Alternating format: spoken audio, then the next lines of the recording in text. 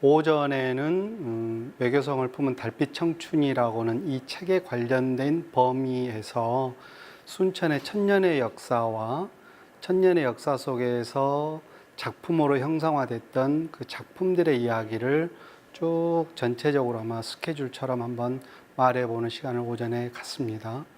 그리고 오후에는 이 작품의 배경지였던 외교성, 검단산성, 충무사라고 하는 그 현장에 가서 정유재란의 어떤 발발 과정과 또 외교성이 가지고 있는 역사적 의미와 같이 그리고 후세에서 어떻게 바라보면 좋겠는가에 대한 전반적인 이야기들을 지역 주민과 함께 같이 논의하고 고민하는 그런 시간으로 지금 가지려고 합니다. 대체적으로 우리가 순천에 이렇게 쭉 살기는 하지만 긴 역사를 한번 이렇게 정리하는 기회는 그렇게 많지는 않습니다.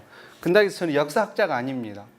저는 역사학자가 아니기 때문에 내용이 틀릴 수도 있고 연보가 틀릴 수도 있습니다. 그래도 이해하시고요. 대신 제가 순천에 살면서 제가 상당히 많은 작품들을 좀 했습니다. 순천에 관련된 작품들을 하다 보니까 귀동량도 좀 하게 되고 눈동량도 좀 하게 돼서 그러저러한 것들을 하다가 보니까 대략 좀 축적된 지식이라 그럴까요? 그런적 측면에서 제가 보는 견지에서 순천의 천년의 이야기를 조금 말씀 좀 드리고 또 천년의 이야기 속에서 제가 했던 작품들이 좀 몇 가지가 있습니다. 그것하고 좀 연관시켜서 오전 이야기를 그렇게 말씀을 드릴까 합니다. 그 정회 기공도라고 하는 명나라의 아마 화공이 그렸을 것으로 추측이 되는 그런 그림입니다. 이게 예전에 찍은 외교성입니다. 아마 지금 이 정도가 지금 주차장으로 다 만들어져 있는 공간이 아닐까 싶거든요. 이게 지금 현재는 여기가 다 매립돼서 그 산단, 이렇게 공단화 돼버렸지만 아마 그랬을 것으로 짐작이 되고요. 예.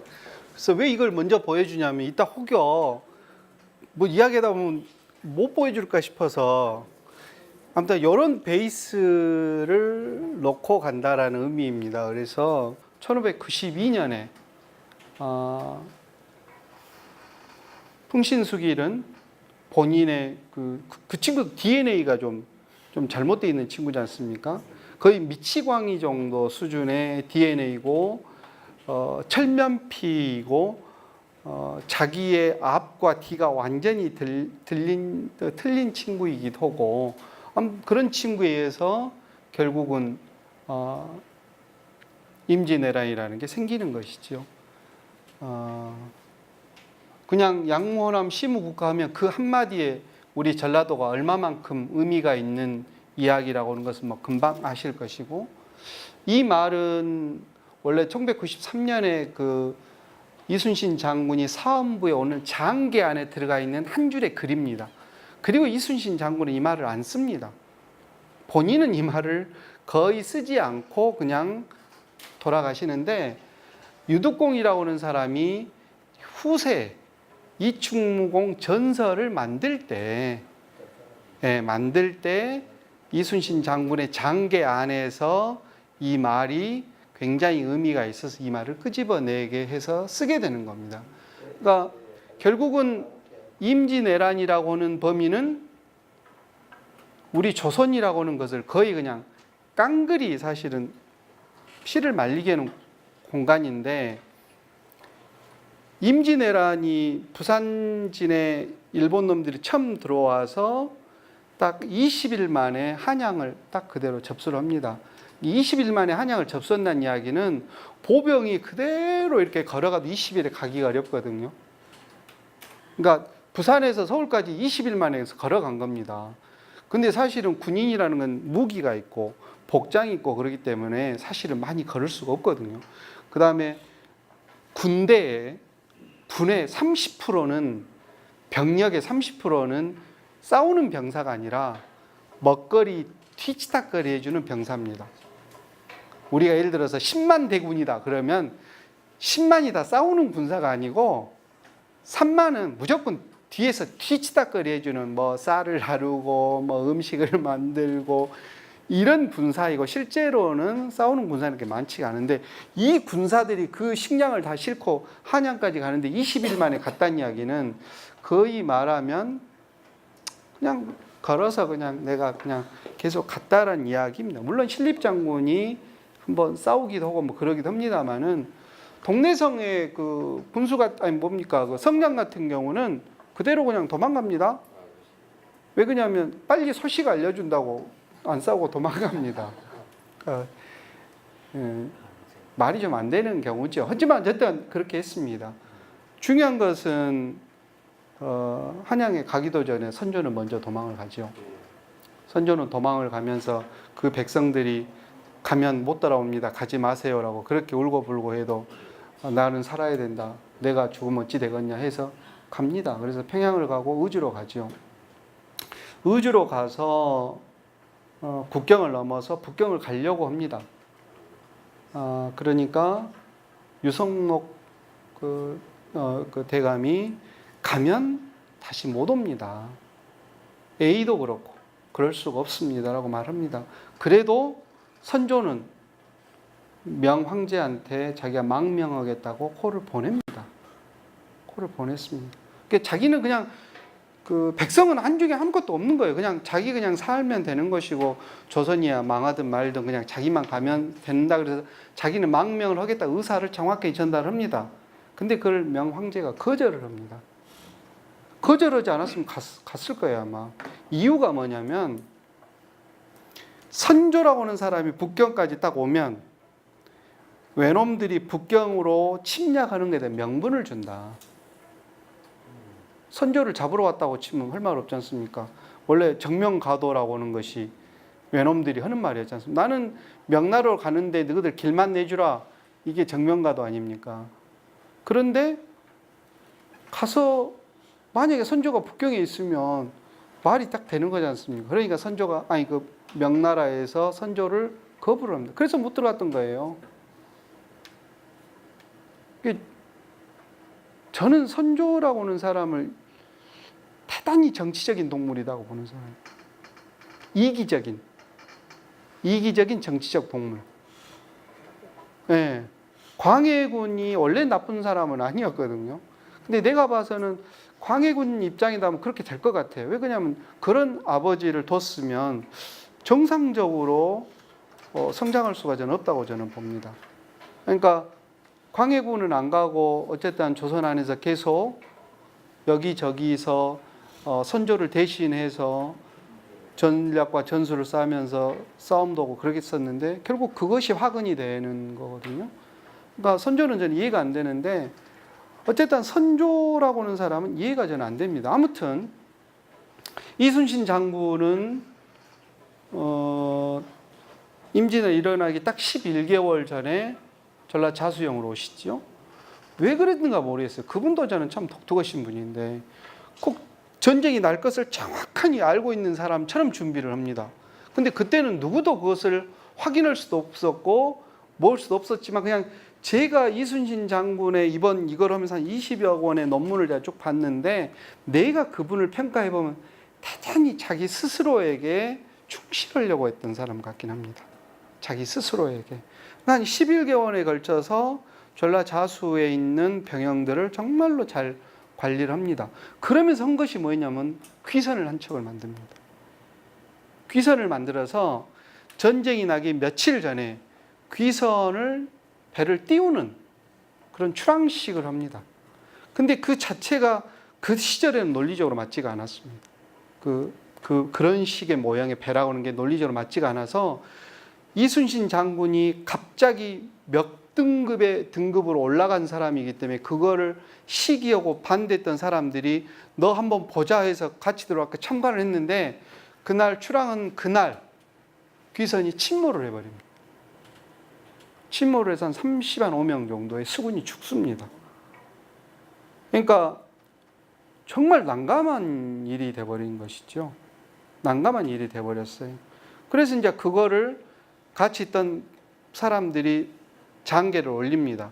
이렇게 해서 아주 나쁜 놈입니다. 라고 장계를 올려서 그렇게 올리니까 선조가 뭔 걸 한 줄 아십니까? 수군을 없애버려라. 그렇게 명령을 내립니다. 수군을 없애버립니다. 근데 안타깝게도 우리 세월호 사건이 생기고 난 이후에 이 정부가 한 첫 번째 일이 뭐냐면 해경을 없애는 일이었습니다. 나는 이해가 되질 않습니다. 저는 개인적으로 정말 이해가 안 되는 겁니다. 근데 중요한 차이는 하나 있습니다. 선조 때는 이순신이라는 사람이 수군을 없애면 안 됩니다라고 강력하게 몸으로 저항을 합니다. 그래서 안 없앴습니다. 근데 서울대 나오고 경기고등학교 서울대를 나온 청와대에 있는 그 수없이 많은 사람들은 그 말 한마디에 누구 한 사람 거절하지 못하고 그대로 해버렸습니다. 뭐 머릿속에 돌이 들었는지 뭐가 들었는지는 모르겠지만 아무튼 그렇게 됐습니다. 그러니까 저는 선조라고 하는 사람이 수군을 없애고 망명을 하고 의주로 가는 이런 것들은 저는 정말 이해가 되질 않는데 어쨌든 이제 그 사람은 그렇게 했습니다. 그러다가 그 다음 연도에 물론 이제 그 92년에도 명군이 오긴 옵니다만은 먼저 와서 엄청 한번 치고 그 다음 년에 멍군이 들어와서 평양성을 함락을 하고 평양성을 뺐습니다. 그리고 한 1년 반이 지나서 이제 그 선조가 옮기긴 하는데 우리 동네 우리 순천 이쪽에 있는 전라도는 임진왜란 기간에는 왜군이 들어오질 않았습니다. 왜 그러냐면 왜군은 부산 쪽에서 경상도 쪽에서 충청도를 거쳐서 경기도로 가가지고 빨리 평양을 거쳐서 북경으로 들어가는 게 목적이었기 때문에 이쪽은 안중에가 없었어요. 안중에가 없었습니다. 거기에다가 이순신 장군이라고 하는 사람이 수군의 길목을 좀 막고 있어서 돌아갈 수 있는 길도 없었으니까 이쪽은 아예 안중에가 없어서 순천은 사실은 임진왜란 때는 피해가 없었습니다. 그러면 순천 쪽에 있는 사람들이 전라도에 있는 피해가 없었다 해서 다른 건 없으니 그러지 않았습니다. 순천에 있는 사람을 중심으로 해서 전라도에 있는 사람들이 사람이 가고 물자가 가는 일을 다 했어요. 그러니까 지금 경상도 쪽에서 있었던 뭐 성주 전투, 상주, 진주 전투는 전부 다 전라도 의병들이 가서 활동을 다 합니다.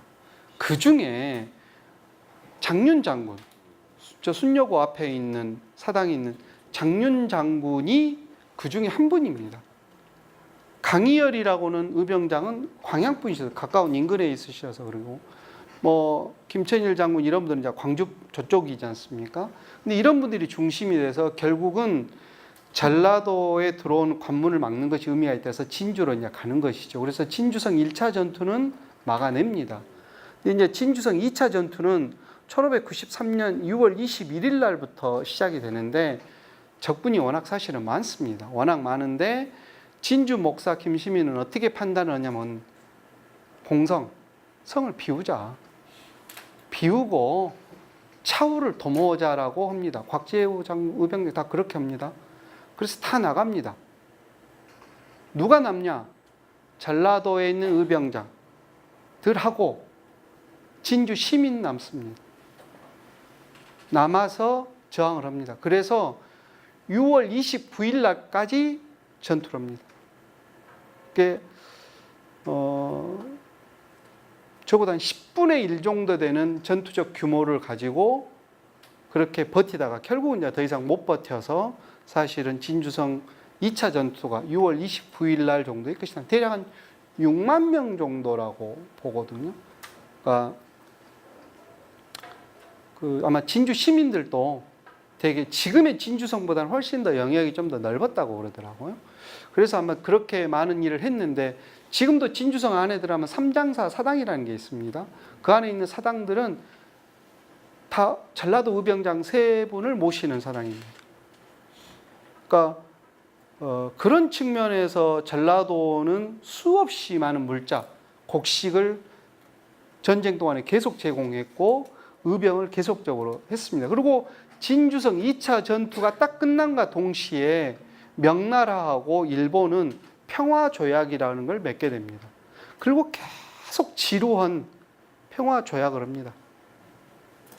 계속 하는데 명황제하고 풍신수길은 양쪽 다 섰고 가운데 있는 그 사신이라고 하는 고니시 이런 사람들의 농간에 의해서 양쪽에 있는 사람들은 다 섰고 그렇게 몇 년이 흐르다가 마지막에 평화조약이 도저히 풍신수기가 받아들일 수 없다고 판단해서 97년 1월 달에 다시 재침을 하는 게 이제 정유년에 들어온 정유재란이 생기는 것입니다.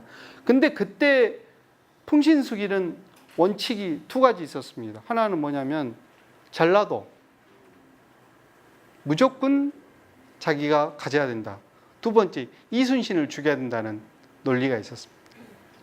그래서 정유재란 때는 딱 오면서부터서 전라도를 목적으로 해서 들어옵니다. 그래서 하동 쪽에 들어와서 남원에서 전주를 함락으로 한 이후에 직산에서 패합니다. 직산에서 패하면서 갓도는 경상도 쪽으로, 고니시는 전라도 쪽으로 내려오게 되는 것입니다. 97년 9월 1일 날 고니시가 처음에 내려왔다고 합니다. 이 외교성하고 정유재란에 관련된 이야기는 이따 현장에 가서 말씀을 드리기로 하고, 이렇게 순천이 정유임진과 정유재란을 느끼면서 수도 없는 고통이었던 시간을 보냅니다. 그리고 정유재란 동안에는 순천은 말 그대로 그냥 초토화됩니다.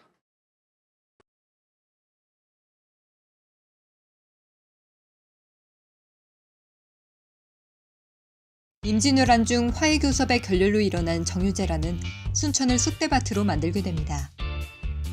정유재란 당시 순천의 주요 격정지를 찾아가 그곳에 관련된 이야기와 함께 작가가 주제도서 외교성을 품은 달빛 청춘을 집필하게 된 계기에 대한 뒷이야기를 만나봅니다. 여기는 주로 밖에는 나무 목책으로, 기록상으로 나무 목책으로 되어 있는, 여기는 이렇게 석성처럼 이렇게 되어 있는데 실제로는 나무 목책으로 해서 벌집처럼 되어 있었다, 뭐 이렇게도 되어 있거든요. 아마 여기에 해룡산단이 들어오지 않고 이렇게 바다처럼 이렇게 돼 있었으면 훨씬 더 느낌이 훨씬 더 좋았을 텐데, 지금은 올라가서는 볼 수 있는 거는 사실은 뷰는 없습니다. 등장인물이 몇 명? 이게 4,400명 정도 등장합니다. 전체 7컷 전체 합쳐서 한 4,400명 정도 등장합니다. 숫자를 어떻게 좀 헤아리죠? 뭐 이렇게 해서 한 사람 이렇게 세겠죠. 이렇게 셌겠죠. 근데 더 중요한 것은 왜군 숫자까지도 셌고 명군 숫자도 셌고 바다에 떠 있는 시체 사람까지 다 셌습니다. 어떤 묘에서 어떤 분을 묘를 이렇게 이장하는 과정에서 그 사람의 비명이 이렇게 나왔는데 거기에서 자기가 외교촌이다라는 말이 나옵니다. 그러니까 예, 그렇죠. 묘에 비석이 있었는데 비석에서 이게 이미 정유재는 이전에 돌아가신 분인데 자기는 외교촌에서 살았다, 이 말이 있어요. 그러니까 이 이전에 이미 이 마을이 어딘가에 외교촌이 있었고 거기가 외교포였고, 예.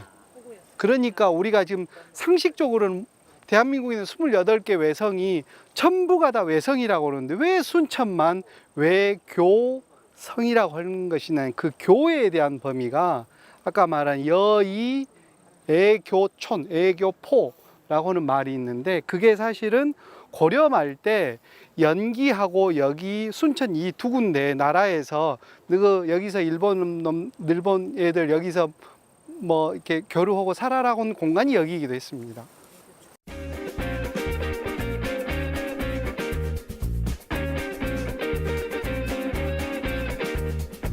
순천회성과 검단산성은 정유재란 당시 왜군과 조선명군 연합군이 각각 주둔하여 격전을 벌인 격전지였습니다.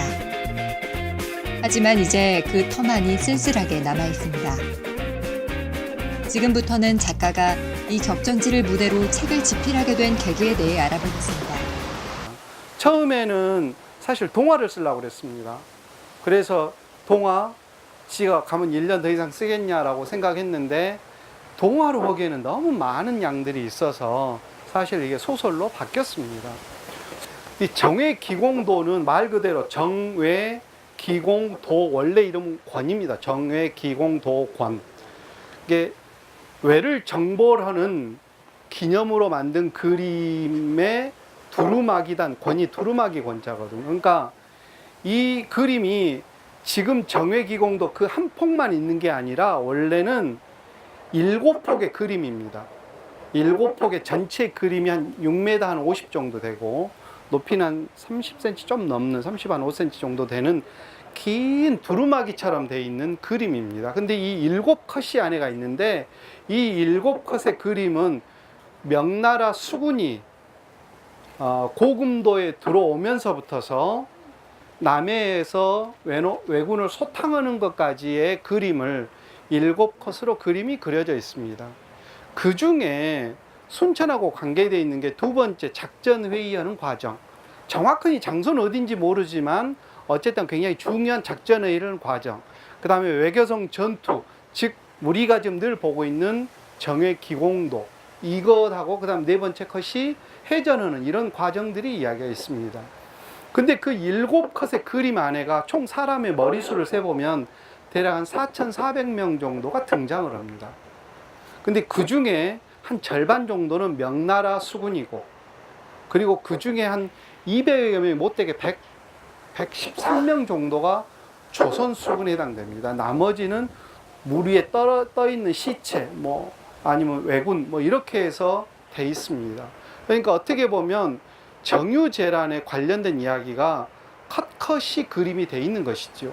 근데 중요한 것은 뭐냐면 임난과 정유재란을 합쳐서 임진왜란사에 페이퍼적 기록 말고 그림으로는 아무것도 없습니다. 딱 그 정외기공도건 말고는 단 하나도 없습니다. 평양성 전투, 울산성 전투는 다 후세 때 그린 그림이고, 그때 당시의 그림은 이 정외기공도권에는 없습니다. 그러니까 정외기공도권이 그만큼 굉장히 가치적 의미가 있는 것이죠. 그런데 한번 여기서부터 이제 작가로서의 상상력이 생기는 겁니다. 뭔 말이냐면 그 그림의 7폭은 명나라 수군 중심으로 되어 있습니다. 그 내용으로 봐서는 정확하니 명나라 화공이 그렸다고 보는 것이죠. 조선 화공이 진린을 따라 그리지는 못했죠. 그러면 우리나라에서 전쟁을 하는데 그럼 우리는 안 그렸을까? 그러지 않겠습니까? 우리나라도 화공이 있을 것이고, 우리나라도 꼭 화공이 아니고 예를 들어서 집에서 난중잡록처럼 조경남 씨가 썼던 그런 기록지처럼 누군가가 이 과정을 누군가가 그림을 한 컷이라도 그려놓을 수 있지 않습니까? 근데 한 컷도 없습니다. 그래 저는 작가로서 상상력도 생기고 작가로서 오기도 좀 생기더라고요. 우리도 그렸을 것이다. 우리도 그렸는데 어떤 이유로 없어졌다 라고 상상을 하게 된 겁니다. 저는 굉장히 중요한 포인트라고 생각을 했어요. 왜 우리가 우리 지역에서 일어나는 우리의 이야기를 왜 우리가 기록을 안 남겼을까는 나는 논리적으로는 이해가 안 됐어요. 그래서 그러면 원래는 그렸는데 어떤 이유로 인해서 없어졌을 것이다 하는 게 사실 저한테는 그게 더 이해가 됐었어요. 우리 역사 속에 숨겨진 이순신 장군은 그 우리나라를 구한 이야기 같은 것들이 장연필 작가의 책 속에서 이렇게 살아 숨쉬는 그 책도 좀 권하고 싶고요. 정말 이렇게 자연과 함께 걸으며 또 생각하며 거기에 인문학의 길이 있음을 우리는 느끼지 않을 수가 없어요. 이 장연필 작가님의 그 풍부한 상상력을 동원한 그 소설과 더불어서 상당히 유익하고 의미 있는 하루였다고 생각합니다. 순천의 역사가 깃든 장소를 찾아가는데 저희가 보고 지나치기 쉬운 곳을 찾아가서 깊이 알고 보고 느낄 수 있도록 진행하고 있습니다. 우리 참여자들이 순천의 대표적인 이제 해설사가 될 수 있도록 운영을 하고 있고요. 또 저희 같은 경우는 지역 강사 위주로 선정해서요. 순천 지역을 연구하는 지역 문제들을 육성하고 응원하고 있습니다. 이번 주제도서는 장연필 작가의 외교성을 품은 달빛 청춘입니다. 주인공 유정을 빌려 사회를 이끌어가는 권력층을 향한 외침을 통해 역사 속에서 우리가 살아갈 미래의 지혜를 배울 수 있습니다. 2017년 도서관 기류의 인문학 프로그램을 운영하고 있는 순천시립 삼삼도서관은 1968년 개관 이래 책을 읽는 인문도시 순천, 책을 통해 세상과 소통하는 공간을 모토로 양질의 정보 서비스 제공을 위한 자료의 확보와 다양한 정보 제공 등을 통해 시민들의 문화정보센터로서의 역할과 열린 공간을 제공하고 있습니다.